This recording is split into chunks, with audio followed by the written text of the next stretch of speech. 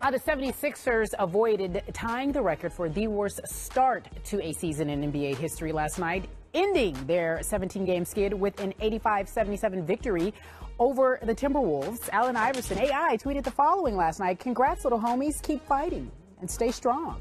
Hashtag Sixer for life."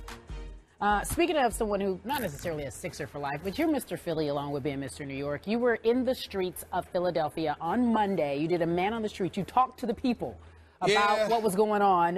Tell us about what happened during that piece and obviously how you feel now about the Sixers. Well, Sports Center asked me to go out there and talk to the folks in the city of Philadelphia, and they wanted me to do it because obviously I was a writer for the Philadelphia Inquirer and a columnist for 16 years from 1994 to 2010. And obviously I covered the Sixers as a beat writer for the first 7 years of Allen Iverson's career there, and then after that, a couple of more years as an NBA columnist before I became a general sports columnist. So I'm very familiar with this organization, this team, and it is pretty bad out there. The fans are incredibly disgusted with this team and the direction of this franchise. Clearly, you don't blame the players. They're young. They're the youngest team in the NBA. They're a bunch of novices right now.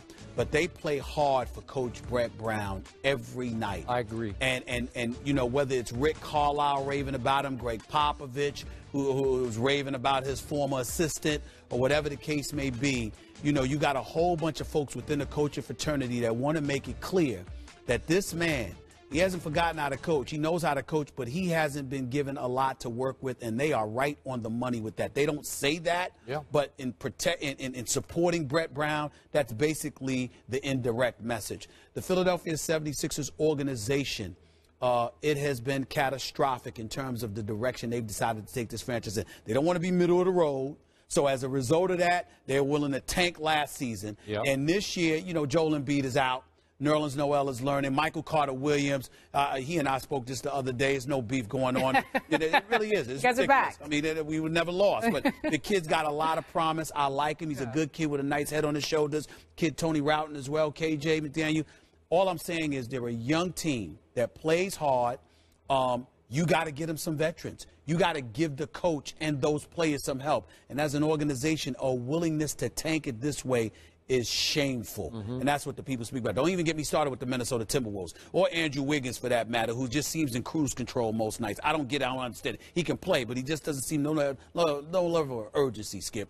But the Sixers play with urgency. They're just too young and not talented enough, and that organization has to do a better job against some talent. So how sad is it that we're, quote-unquote, celebrating the first Sixers victory against a team that is missing Ricky Rubio, Kevin Martin, Pekovic, and Turioff? Really? Yeah.